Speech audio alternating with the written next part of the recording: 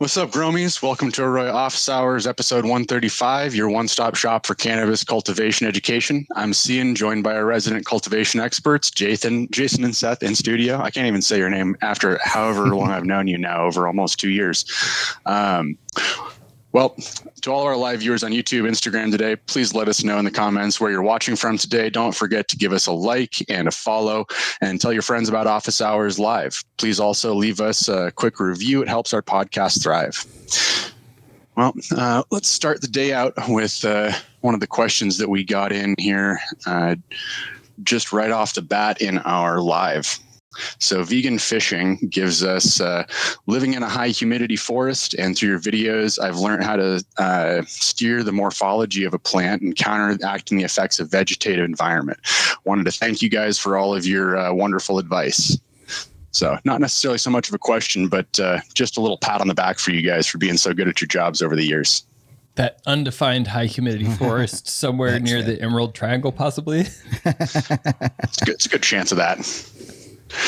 The one that did catch my eye that I wanted to start out with here is from Super Cottonmouth, and it came in on IG. I have a question for you guys. I'm growing in a 1 gallon pot in Coco bags, and at night my drybacks are significant. I've always heard not to irrigate at night. Should I? Why or why not? I don't like to irrigate at night. It's definitely not preferable because you don't have as much dehumidification capacity in your room at night typically, especially late in flower. We've already got a lot of humidity in the air. So anytime we're irrigating at night, it's putting more water, not only into the media, but through transpiration into the air in the room. So it's not really ideal.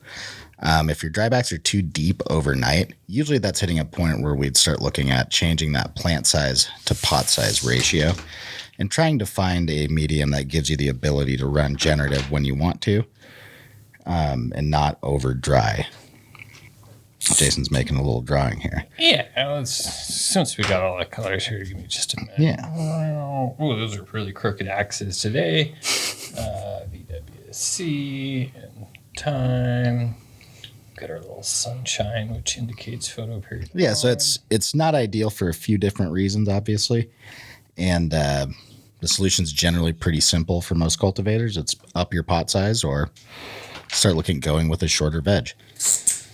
I know in my cultivation experience, I've definitely messed up a few times where I over veg plants when I've moved my pot size down because I was used to vegging in a bigger pot and ended up with a plant that was just too big for that particular media size. Yeah, and I mean, Seth nailed it here. It's not ideal. If you run into a certain grow cycle where you have to do this, it's like, all right, hopefully our HVAC equipment can keep us out of the issue areas. Most of the time we're going to be seeing this where, let's go low VWC, and then, all right, we'll actually show this so we got something to talk about here for a minute. Typically, all right, well, why would we water overnight? Well, if our pot size is too small, so we're already doing something that's not ideal, right? But we got to manage somehow. We see this probably most prolifically with Hugos when people are trying to grow 5-foot plants in Hugo, for example, where we just simply don't have enough water holding capacity in there to run dryback that long, right? We need irrigation in order to not run out of water. So we got some low volume or low water content volume here. Hugos, especially because we don't like to run them too low in water content, especially early in the cycle. Those are the ones that we run into the most. If you're in a 1 gallon Coco bag and you see this, we can get away with 20% water content. Not going to be the end of the world because that Coco has a pretty good ability to recharge back up to close to saturation for field capacity. Now, obviously this is a slightly vegetative. I just kind of went middle of the road because this can happen both vegetative or generative type of steering strategies, depending on when you're in the plant life cycle. And so, our time frame is just too long, right? And it's not a perfect graph. I should have spent a little bit more time drawing it. But really what you can do, and this is my favorite way to do it, is there's two solutions. And my favorite solution is really, if we are generative, for example, we'll give it a supplemental irrigation there. Before lights off. right? And so we can see this is a little supplemental, and this is going to help us stay out of that low volumetric water content. So let's say maybe we're in 6x6 Hugos as an example, this red line indicating that we hit 25% water content on the day before. And that's, if you're doing that continuously, you probably are going to end up damaging the capillary capacities of your rock wool. There's lots of ways to say that. But really, you're just going to have some pore space that doesn't want to re-soak. And so then we can have a hard time getting back up to field capacity. A way to avoid irrigating at night, but still staying generative, would be to provide a supplemental shot here. And so let's say we went to 25%. We only actually have to make this a plus 10% shot, for example. And that'll keep us out of the danger zone. We don't have to go back all the way up to field capacity there. Yeah. Another thing to look at too is what's going on in your environment overnight. Make sure that your system's behaving the way you want it, that you're getting the temperature differentials that you're looking for. If, for instance, you have a situation where because of your set points, your VPD is actually significantly high overnight, we're going to see a significantly deeper dryback. And if your VPD, let's say, is at 1.7 to 1.9 overnight, unbeknownst to you, some of that problem, depending on how far you're over drying, might be solved just by correcting that environmental problem. Yeah, and I did want to also put another example on here where maybe we want to steer vegetative, but we still need to do the same thing. And really, all we're going to do is we'll take this red curve and we'll just extend our irrigation window farther, right? Ideally, we're not going to get too close to that lights off. I like to keep kind of an hour as a rule of thumb. And that just helps, some of that water, if we are doing runoff, keep it, out of the environment, for example, let those lights burn some of that off and allow these plants to get into their respiration period. So, one of the reasons that it's not helpful to irrigate at night is during lights off, our plants are, rather than transpiring, rather than going through photosynthesis, they're respiring. And respiring actually means that they are, they're consuming oxygen and they're releasing some amount of water, right? And so if the plants are already releasing water, there's no advantage to giving them water in that period of time. Yeah, they're just not really going to benefit from the actual application of the water, which is unfortunate. And something I wanted to point out too that actually is one challenge for growers is when you are putting on that late day application, whether it's in generative or vegetative, you can take advantage of your shot size and dryback rate. So you can go in, if you're using a tool like Arroyo, you can highlight an hour and quickly calculate your dryback rate over an hour, easily decide like where you're most likely going to end up in the morning. It's not going to be a perfect prediction, but definitely a very well-educated guess. And a lot of times, if just by extending this watering period out farther in the day and, starting that dryback time later, we might not necessarily need to be right up at field capacity at the end of the day. So by having these last few peaks be just a little bit lower, you can still put on that water without necessarily accidentally pushing runoff onto the trays. Because typically, especially in Jason's example with the Hugos, what we'll see is trying to run super vegetatively all day, but it's really hard, especially if those Hugos have over dried. That rock wall is, it's got some hydrophobic pockets. At that point, it's kind of tough. Sometimes you're putting on some irrigation and some of the pots are soaking it up and some of them it's just channeling through mostly. And at that point, it's easy to put too much water onto the tables at the end of the day.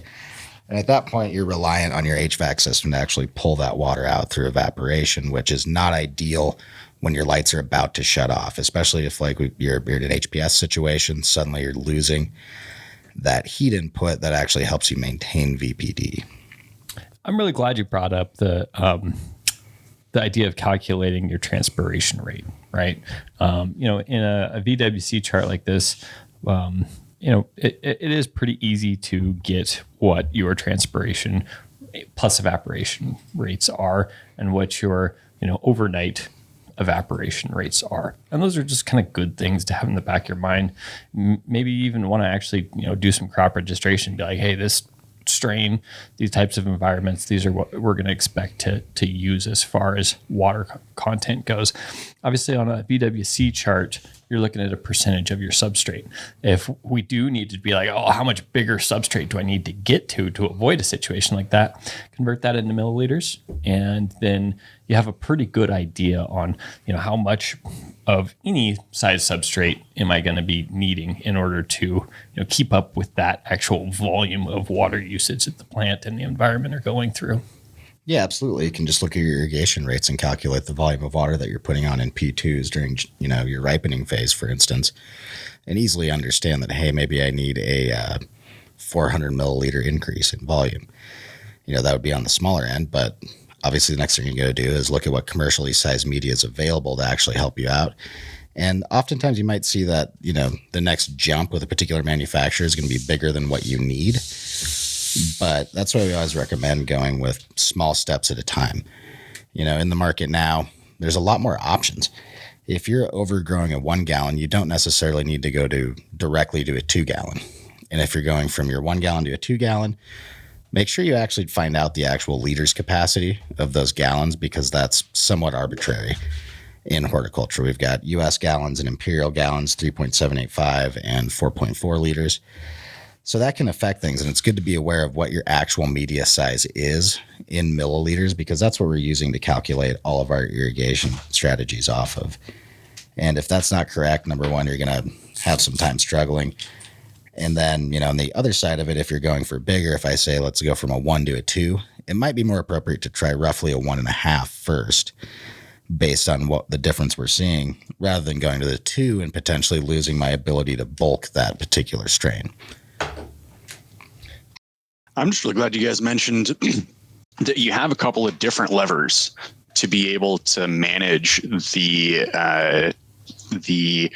potential option to, put a shot on late during a nighttime hours, because there's a lot of different things you can do rather than add that shot late at night.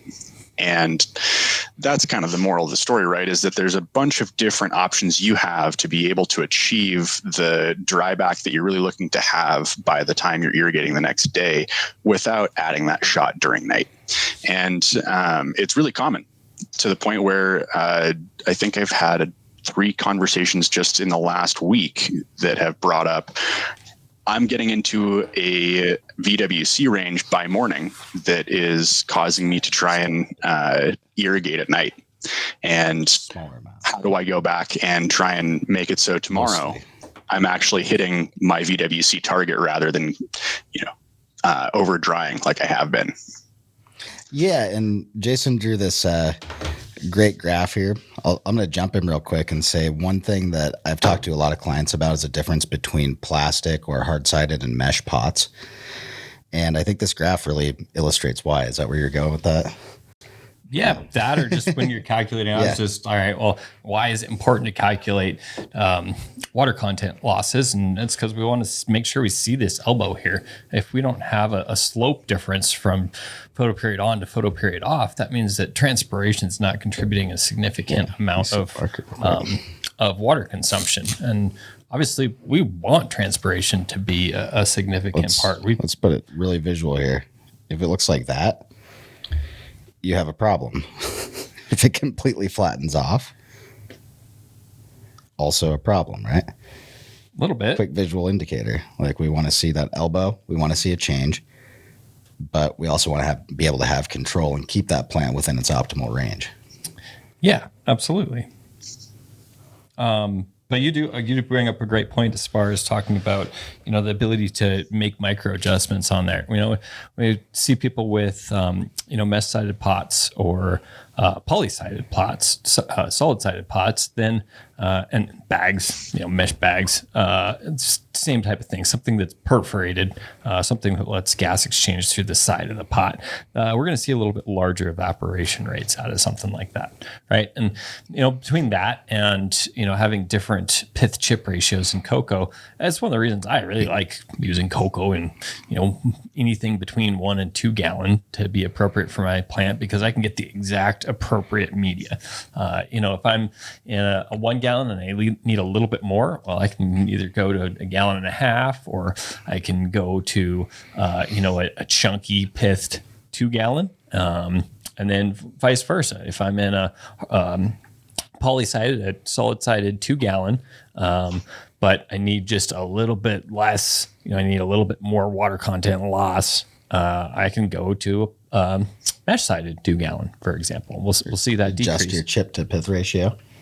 Yeah, have a 2-gallon, but slightly airier. Lots of options. I mean, that gives us 3 options to play with to get the right media. We always talk about right media size. Well, with some of these things, there's a couple other options to play with that can kind of get you to the same spot.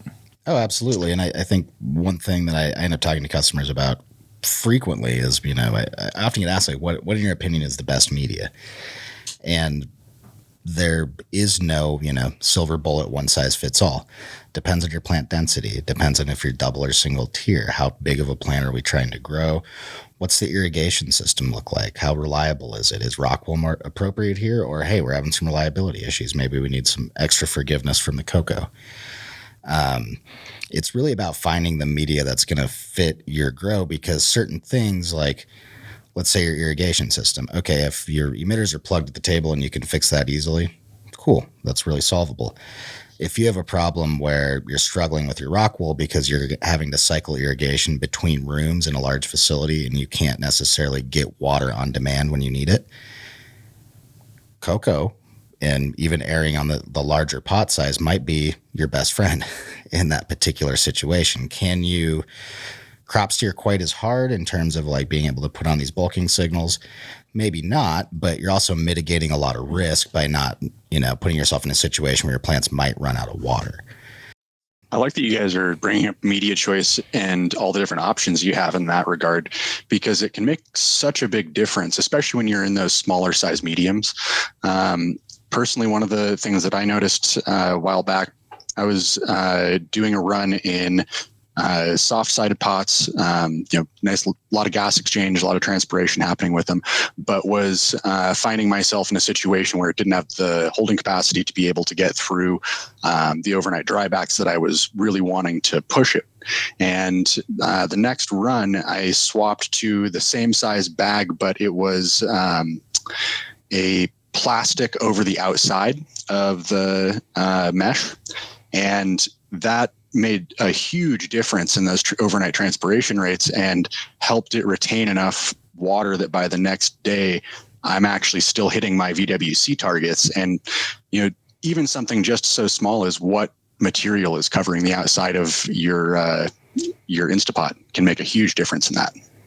Oh yeah, and you're putting new pots in the room every round anyways. That's, in this case, probably the easiest lever to pull. That's not requiring any equipment changes in a room configuration. All you're doing is swapping something that you're buying anyways for a slightly different product. And these days, most manufacturers in the Coco space have quite a few options actually to meet customer demand, whether you want 0.3 gallon pots to stack on top of your 2 gallon or 1 gallons, whether you want a particularly more airy media because you tend to, let's say in your facility, it's hard, if you have 2,000 plants in one irrigation zone, that's an extreme, obviously.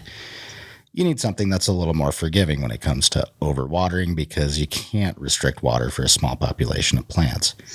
And I found these days, and I think you probably noticed this over the years too, Jason, more and more manufacturers are getting to be more diversified and offer products that are a little more custom fit for individual cultivators' needs. Yeah, I was talking about this the other day.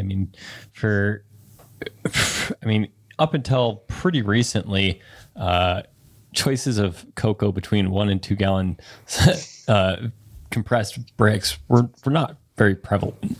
And, for me, obviously, when we think about, all right, traditional growing, okay, yeah, 1, 2 gallon, that's all small substrate sizes, right?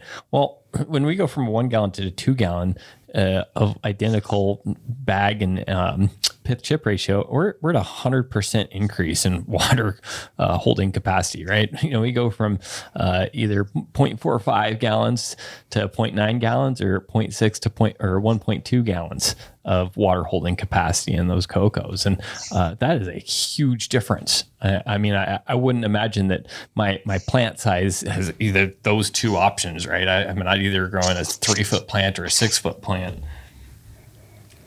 Yeah, that's a very important factor to consider when you're looking at all these options too, is, just volume alone is not really going to be a good, it's not the total guiding factor on your media selection. And the range that you're going to see out there, especially, if you're in a commercial facility and you're able to crank through large volumes and then have access to tools to consistently test them and see where they're hitting field capacity, you're going to notice a sizable range, even within one manufacturer batch. But once you look at like the breadth of products out there in the compressed or even loose cocoa market, you're going to see a range from low 30% all the way up to mid 70s, which, as Jason said, inside of 1 gallon, that can double our water holding capacity easily. And that's also why we've seen, over the years, not only a commodity price compression, but also a compression on the size of containers people are growing in. We looked, more traditionally a few years ago, people were growing in, let's say, a 70-30 cocoa perlite mix in a 2 or 3 gallon pot. Well, we can get the same amount of water in that 2 gallon mix pot as we can, or we can get in a 1 gallon the same amount as the 2 gallon mix pot with straight cocoa. And that makes it a little more economical in certain ways, because as a grower, if I can master using this higher water content media, basically being able to use sensors to know that I'm not going to overwater and kill plants early on, I can really economize my process. Like for me, moving from a 3 gallon pot to a 1 gallon pot meant that I could double the amount of plants I could put on a cart to move them between rooms. Doesn't seem like a huge issue until you've got like 4 or 5 people that have to move 2,000 plants in a few hours, doubling their ability with, each 50-yard walk or whatever is huge. It's massive. It cuts down your time, and that's another important part of this. A lot of us are in the quest to grow the best possible cannabis, but there's a lot of different ways to do that as long as you understand some of the underlying principles. And scaling production for different types of facilities is not only tough, but it comes down to small details, just like pot size. There might be places where you really can't run a bigger pot due to height limitations, or, again, if we're going to move 2,000 pots, 1 gallon versus a 3 gallon is a big win. A 4-inch cube versus a 1 gallon pot is also a huge win. Yeah, and one of the things that has really allowed people to become successful in smaller pot sizes, substrate sizes, is the ability to keep uniformity, not only within that substrate size, but from substrate to substrate. When we think about how does this affect the plant? Well, if the plant's in a living soil, like a large bed in the earth, per se, or maybe even a 15-gallon substrate, those roots are always going to be seeking out an ideal water content, nutrient content, and oxygen content ratio. And if we have a very large substrate, there's always probably a pretty good volume that's existing with those parameters in a really nice balance. And so the roots are going to seek that out, right? They're not going to grow as good where we're too wet, too dry, don't have the right amount of nutrients, or have too much nutrients. Obviously, when we go into a smaller substrate, the plant no longer has the ability to seek any of that out. And that's why it becomes so important to make sure that we're keeping these substrates in healthy parameters. We're providing appropriate dissolved oxygen nutrient levels and keeping those water contents within the range that promote plant health. I think that was a great way to break down the original question. I know we got a little bit sidetracked into the substrate conversation, but it really applies super directly to whether or not you're going to end up in a situation where you're looking at your graphs and wondering whether or not you should apply a shot overnight or not, because just as simple of a step as, like Seth said, planning on switching to a medium that is going to be able to have that double water holding capacity that Jason's talking about from what you're using at a 1 gallon is going to make a huge difference in your ability to actually hit your VWC targets overnight in those drybacks, and it doesn't really cost you all that much more money. Just step in planning. Well, let's move on to another one here that kind of goes along with it. It's a little bit more on the irrigation side of things, but I think it's an interesting question all the same. Shane EG Grows from IG says, have you guys looked at the difference between stakes and sprayers? And if so, what have you guys found out? In a larger substrate size or things that aren't manufactured consistently, say, I'm digging dirt out of my field to fill my pots, or I am growing in the field. I like sprayers. It gives an amount of guarantee of uniformity across that substrate that I'm using. However, with high performance medias like our present day Cocos and Rockwells, drippers are very effective as well. We'll have a little bit less evaporation loss when we're using drippers. Just a little bit easier to make sure that, hey, they don't get twisted and they're shooting off the side of the pot, that type of stuff. So, for me, they both have their advantages when it comes down to production growing. When we are in a little bit smaller substrate sizes, anything less than probably 15 gallons, maybe 10 gallons, anything less than that, I'm pretty happy with drippers. Yeah, as a person that's worked with pivot irrigators in the past, I say drippers all day, unless you find yourself in a situation where you've got, let's say, a 20-gallon pot with mesh sides outside. Then we're looking at trying to, have the best possible configuration to get the most coverage. Or 15 drippers. Spots. Well, that's what I was going to say. So that's where when you start to hit a certain limitation. That's part of it is volume delivery with, pressure compensating regular drippers. There are definitely volume limits that we're going to hit. And that's kind of when sprayers come into play. We've really got to get that volume. And again, like you said, 15 drippers per pot, that's not nearly as economical as 4 sprayers. Yeah, and I just do want to make sure, even if you are using sprayers, no reason not to use pressure compensating valves on that. Yeah. So, both are good. I think some of it just depends on application, what you're doing, how much time you have for attention to detail. Go out there and make sure things are set up correctly. And then, the evaporative losses we're talking about in a short amount of space are not very big. It's not, I made the pivot irrigator joke because you're losing like 30% of everything just by turning it on. But that's not really the case we're looking at here. I'd say a lot of it comes down to personal preference. And in certain applications, I've definitely seen spray, depending on the sprayer, how it's built, they tend to not clog up quite as easily, especially in outdoor applications. That's a good way to put it. They each have their place. Don't run the sprayers inside though. If you have drywall or something like that, there's probably the biggest advice. Or if you don't have floor drains. Yeah. There's another one like that. The sprayers might have potential to shoot water off the tables. There you go. Yep. Just one of those things that I've definitely learned the hard way myself a few times over the years and been really just very sad when I walked in the next day to find my mistake. So if I can save you guys just a little bit of hassle from that, there you go. Wanted to move into a little bit of a different topic here.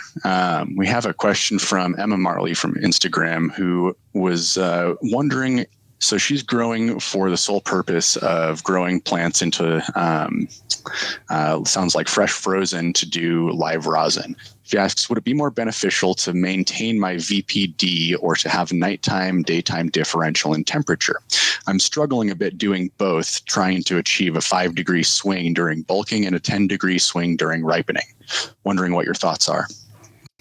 So, one of the benefits of going into fresh frozen is a little bit less concern for molds and mildews. Obviously, we still try not to grow those types of things.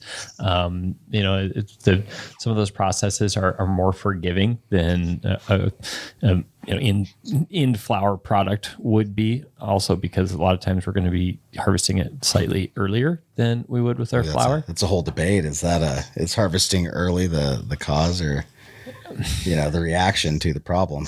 Yeah. So, kind of my simple thing would be, if that is your only goal is fresh frozen, then you can get away with a little bit wider VPD ranges than we typically stick to, right? Yes, we want things to be ideal for plant growth, but those nighttime drops are going to be very key as far as building, nice terpene profiles in that plant. Yeah, I think it depends on what your goal is. Ideal conditions, we're able to maintain the same VPD deadband day and night, but also be able to run that temperature differential. So, what that means to someone programming set points is that you're going to have to bump your humidity down, usually about 10% or even a little more overnight to keep up. And can your system manage that and maintain a similar VPD? Well, I'm not looking at your data right now, but if not, then that means we can't push the temp quite as low and get that expression that Jason was just talking about. And generally speaking, even for rosin, any hash production, ultimate, output quality depends on input quality, right? So historically, we've seen there's a lot of rosin producers out there that will harvest a little early. Some will claim because it's for a particular terp or cannabinoid profile. There's certainly merit to that if that's the goal, right? If you want a hash or rosin to be like most representative of the finished flower product that you like, you're going to want to be pulling all of your trichomes, all of your wash off of a good example of that finished product. So I think the thing to really determine is, what do you want your outcome to be on that particular strain? If you can't manage humidity, so we're either going to push a wider VPD band, maybe risk going into some mold territory, but harvest it early before it's a problem, and we're happy with the product at week 6 or week 7 versus week 9, cool, that's great. If you really like the terp profile that comes off of the dried and cured flower, run 9 weeks on that strain. You might want to be washing your fresh frozen at 9 weeks. That's something I've always typically done in a commercial setting, is when we have to split up a room and say, hey, we've got a certain percentage of this going to fresh frozen. We would take and pull a certain percentage of each different strain down on the same harvest day and put it into fresh frozen, that the rest of our bud came down. And obviously that's more practical. It's a lot easier to just do that on the same day and not have half of a bench with sticks and pots and potential mold contamination and stuff sitting in the room for 2 weeks, or have to disturb all that moving it. It was just the first part of harvest, and then we moved on to the dry flower harvest. So a lot of things to consider there. And I think one of the biggest takeaways there is, no matter what you're growing, ultimately that environmental control is important, because, as Jason said, when we're looking at the hash washing, we can run a little wider parameters. For instance, a lot of the hash growers I work with, not a whole lot of ripening.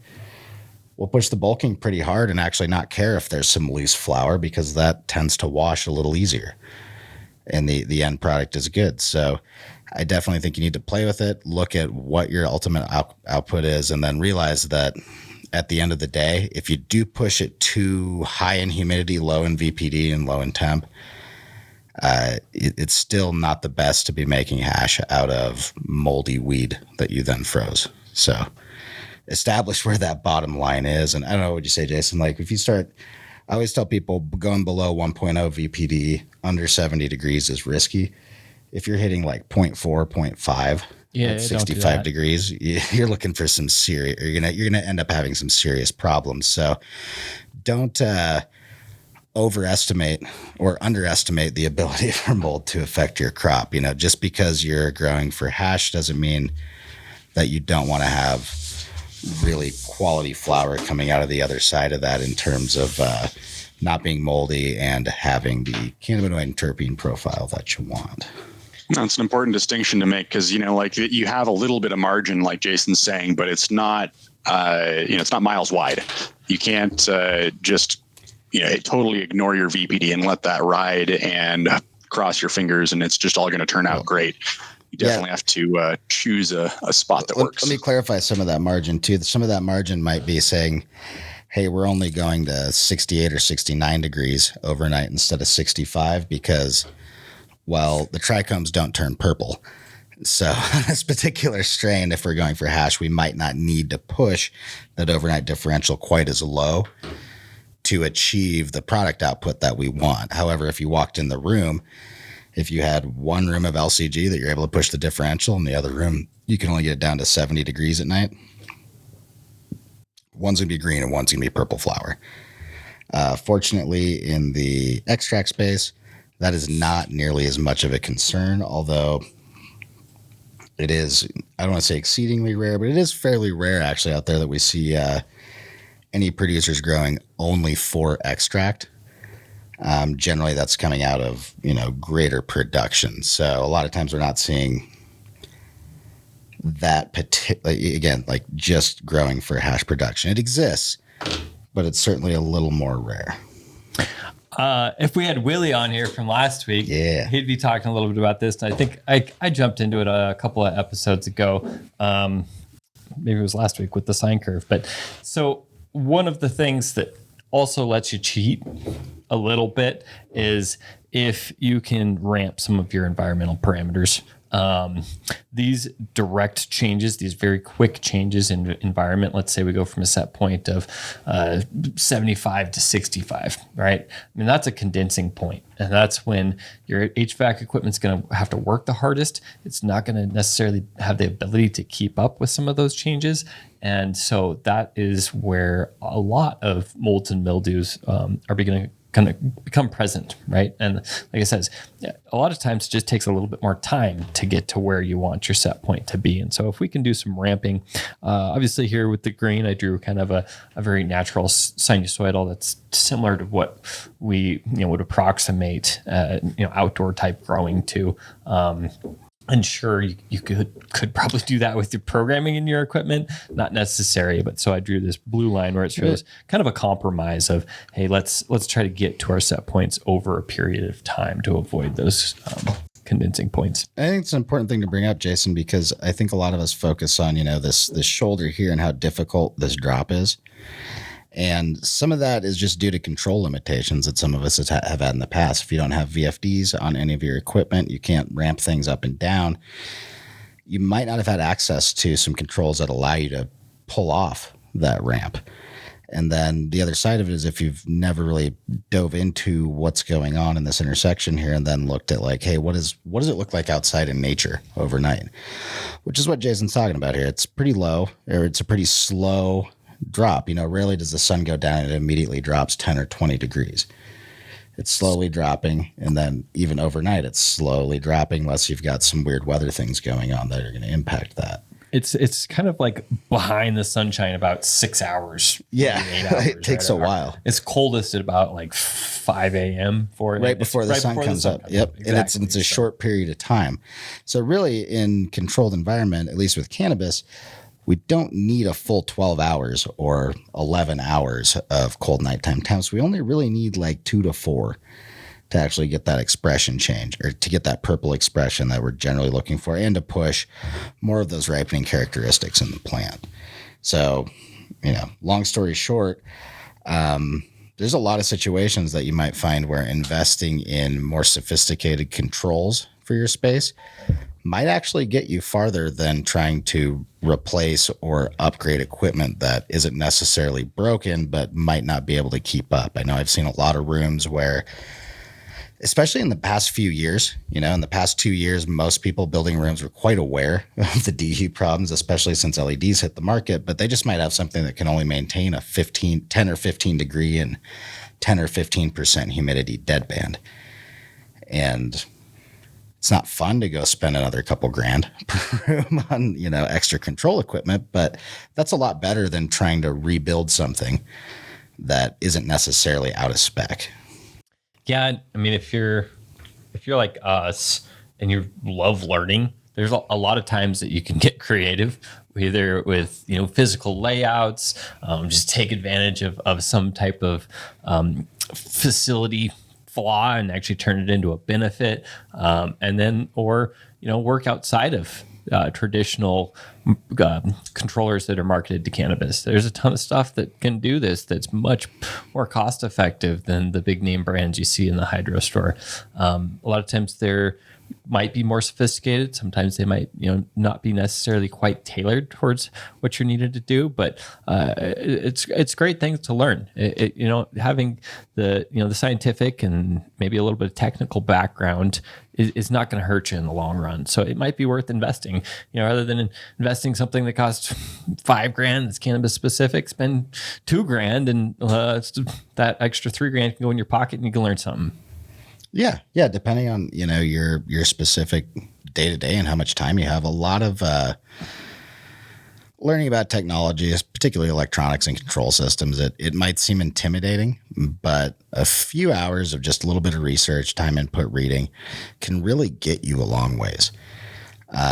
Most of the logic that a lot of these programs and controllers operate off of is actually fairly simple. So once you put in a little time investment to wrap your head around how to manipulate some of these systems, it's not that bad. Unfortunately, it's an investment on the part of the operator. That's certainly something that's, if you've got a big organization, sometimes hard to inspire people. That's a whole other challenge. But to Jason's point, there's so many products and systems that have been built out there that are absolutely not cannabis specific that actually work great. And there's other industries that have much higher demands in terms of environmental control than cannabis does. It's just that, compared to lower evaporation rate crops that we've traditionally grown in a lot of greenhouses, we're hitting some walls on how traditional build outs used to work, which most designers and growers have really, had to forcefully overcome. Otherwise, they'd go out of business. That's a good point there.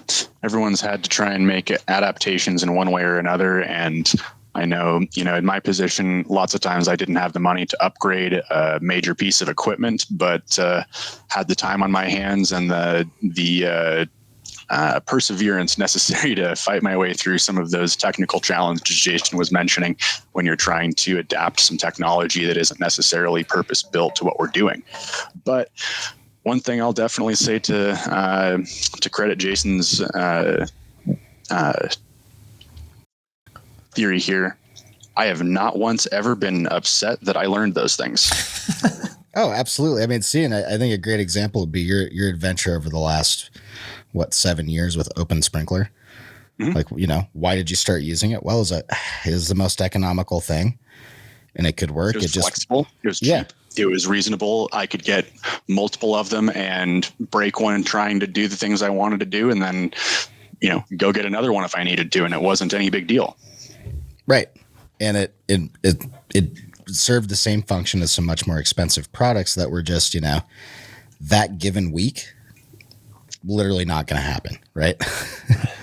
It was like, hey, I'm either going to get this or go with like a lawn sprinkler timer or, a slightly higher end light timer or something. Well, and, to kind of touch back on what Willie was talking about last week, you can do a lot with the systems you have in place that sometimes isn't necessarily right there ready for you to go in the first page of your controls. You might have to, seek out some extra help from outside resources. You might have to look up a couple of technical documents, but oftentimes the equipment that you have actually is capable of going into and doing what you need it to, but ramping it, like what Jason was saying, is a huge part of being able to make sure that you're actually achieving what you're looking to do. And if your equipment isn't off the shelf capable of doing that, like Seth said, look for opportunities to be able to, supplement, help your system out and help you achieve those set point goals. Yeah. And, one thing that I run into quite a bit working with prospective clients, let's say, is everyone's always, every facility out there has a list of upgrades that people are wanting to make all the time. Even if everything's functioning correctly, there's a nicer version of something that someone there wants. But at the end of the day, especially now, the price of data acquisition has come down a lot in the recent years, and being able to collect it and, learn what actionable changes are is one of the lowest buck investments you can actually make into your business, especially in the space. If you don't have constant environmental monitoring. Obviously, substrate monitoring is important for us. But if you're not investing in having some baseline of good data, especially in time series when you're trying to dial in these HVAC systems, it's really not going to get you. I mean, you're going to make strides, but it's going to be much more expensive than be able to get some data and actually make some calculated decisions on what we can actually do. Like I said, I've seen so many situations where, a lot of expensive equipment was purchased and really didn't need to be. Yeah, and it kind of reminds me of the good old wall thermostats where it's like, I need to change my set point at 7 p.m. to, 65 degrees, right? Well, even with something like that, sometimes we can do another cheat where it's like, let's just add a few more set points in there. Right. Yep. I mean, we don't have to go with a 10-degree difference on that set point. We could go to a 3-degree 3 times over an hour or 2 hours and actually get to be in a better situation. Might save a little bit of electricity, but probably save a little bit of equipment maintenance. Might make better environment for the plants because we're not trying to change so much so fast. Mm-hmm. And that's some of the features that like some of the more BMS systems and other HVAC management systems outside of cannabis, traditionally see they offer these features. There's just a learning curve involved. And again, honestly, it's not typically that bad. It might be not the most exciting thing you've done in your career, depending on who you are. But when just you can understand, smoke some sativa instead of indica that night. Well, and once you put it into play and go, hey, I'm gonna, Jason's strategy he laid out here is actually how you would achieve this curve if you were to manually set that.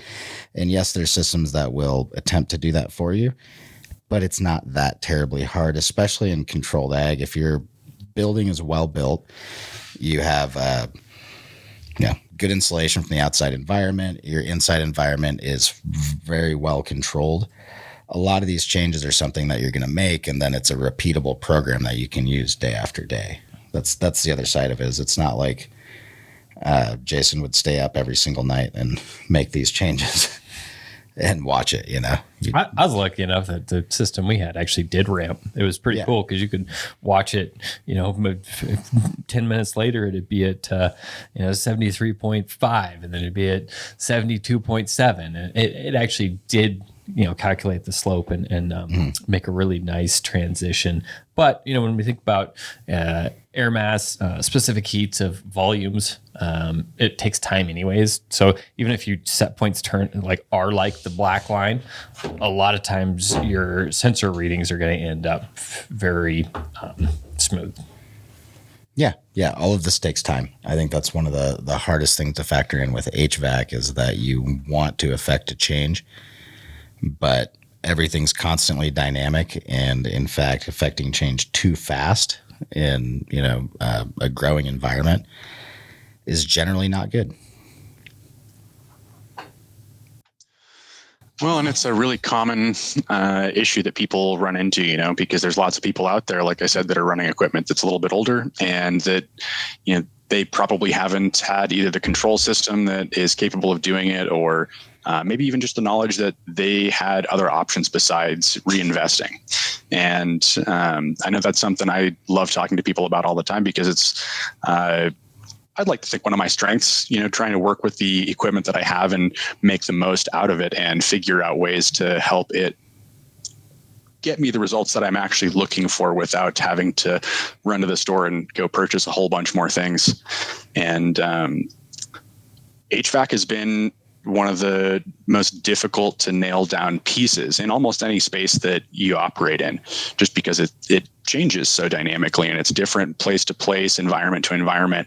And I think it's one of the places that if you spend more time playing around with your current system and seeing what types of changes you're able to affect, oftentimes it's a place where you may well save a lot more money just by being able to gain a better understanding of those systems and how they interact with your room.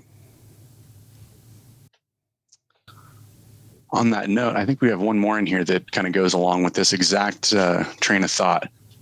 From Agram Love, we have a question in here that says, would it be sufficient to have 3 small dehumidifier units with a total capacity of 31.7 gallons per day if I have 2 tables with a total of 54 plants in the room? What do you guys think? Could be. Are they operating at 100% efficiency? 240 or so pints. 2 trays. How many lights? I don't know. I'm 31 gallons a day. Yeah, it's like 248 pints.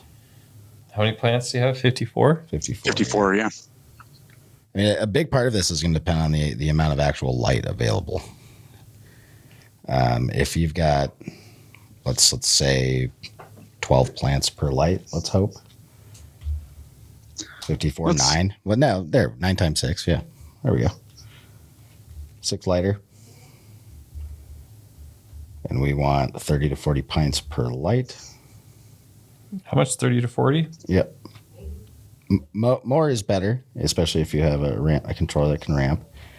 So 6 times 40, 240 pints. We have about 240 pints. You should be pretty close. You know, another thing to consider also is what's the ambient humidity. Yes. Yeah. What is the area you're growing in? At my house, that would be on the ragged edge. Just because our nighttime humidity here in the winter is really, really high. If you're in Arizona, you're doing great, bud. Depending on what brand you have, you might just have an extra sitting around on standby just in case you lose one anyways. Yeah. And depending on how big of a plant you're growing too. You know, this is where we always go back to time series data, but this is where having a climate station in there so you could watch what happened over a 24-hour period when you turn your lights on, turn them off, and everything in between would be hugely beneficial. But you're right close to spec. If you're currently growing and you have good time series data, you can do a pretty easy valuation of this. If you can look at your absolute humidity values, lights on versus lights off, and go from there. Yeah, you can use an absolute humidity value to quantify how many actual milliliters or grams of water you need to pull out of the air for the volume of the room, and start comparing that to the actual capacity of your HVAC system to do that, both what it's spec to do and then what it has actually done in practice, because oftentimes those are 2 very different things by the time the room is running. Yeah. Unfortunately, we've seen some equipment advertised at different actual extraction rates than they do end up providing, depending on the condition of the equipment. Dude, great greenhouse in the Northwest, your dehues aren't only efficient for like 2 months a year, maybe 2.5, because it's hard. It's just hard to even get it warm enough into their optimal range of working. Yep. Yeah, that is one of those odd little things. You know, where you're located can have a huge effect on the efficiency of those pieces of equipment. Well, to round out the day, I just wanted to put in one last question after I shouted out 2 of our listeners today that said, IG Surfree 401 said Open Sprinkler is the best price piece of equipment in the game. Yeah. Best price piece of equipment ever. Sorry. It can get better too. You can build your own. It's true. And then one more of those came in. Iron Armor said, one of my favorite things about the Open Sprinkler system is the ability to do different size P1 and P2 shots and its integration with Arroyo. And couldn't be more on the head with that one. I love those things about it too. And honestly, the other biggest thing I absolutely love about it is just how flexible it is. It's easy to adapt it to almost any purpose. And like I said before, it's cheap and easy to use. So don't have enough good things to say about that personally. And they're reliable. Yeah. I mean, they're very reliable. I like to think of Open Sprinkler the same way I think of like the ECU in cars for the most part. Keep it simple. You know, you can make something as complicated as you want, but keeping it as simple as possible when it comes with things like electronics and controls often is the solution. I mean, that's part of why we see some of these more complex control systems that seem more complicated to operate, but in effect, they're simple because you're not asking it to make decisions that either you wouldn't make or you don't want it to make. Well, and on that last note there, since I was going to give him his last question here, Surfree 401 that shouted out our open sprinkler and gave it so much love there asks, 2-gal bio, all soil, 61% water content down to, or 30% dryback for generative phase and a 20% dryback for vegetative stage. Should my dryback be bigger in soil? Actually, no. I mean, it depends on what, we've talked about this a few times.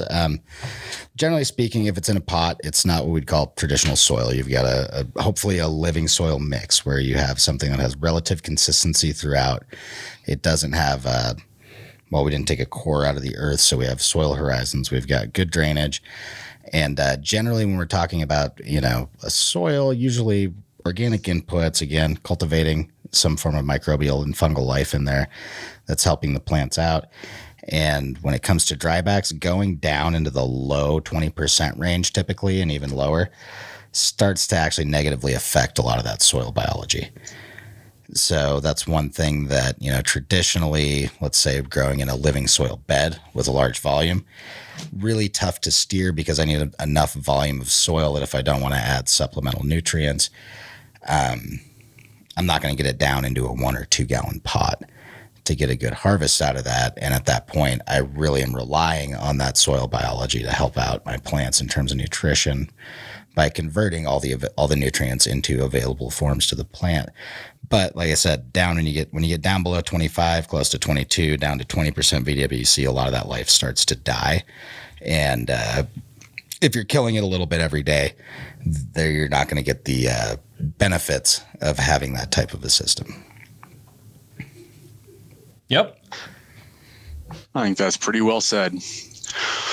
Well, we're rounding on the corner on wrapping up for the day here. I think we're a little running short to be able to put in a whole nother question. Otherwise, we might end up 20 minutes past time. Well, thank you, Seth, Jason, our producer, Chris, as always, for another great session. And thank you guys all for joining us today. A bunch of great questions in the comments today. Program note, we're going to be taking a break from Office Hours Live over the next few weeks. In the meantime, refresh on all of our great podcasts over at YouTube channel or by subscribing to our podcasts. And go on, you can subscribe through Spotify, Apple Music, or through YouTube and watch all of our past episodes on there. We've got, as we've seen there, 135 episodes as of today. So a whole bunch of great content for you guys to check out there. Learn more about Arroya, book a demo at arroya.io. And as always, we welcome you guys to send in your cultivation questions, drop them in at the Arroya app, or email us through sales@arroya.io. You can also DM us via Instagram, Facebook, LinkedIn, anywhere you guys see an Arroya symbol. We want to hear from you. So thanks. Yeah, I got to jump in here and say thanks, guys, for a good run. This is my actual last podcast here at Office Hours. Hit me up at Seth_Baumgartner on Instagram or on LinkedIn. I will still be around in the industry and available to talk to. It's been great, and I've enjoyed all of our episodes here. It's been a blast. What a run. Thanks, Seth.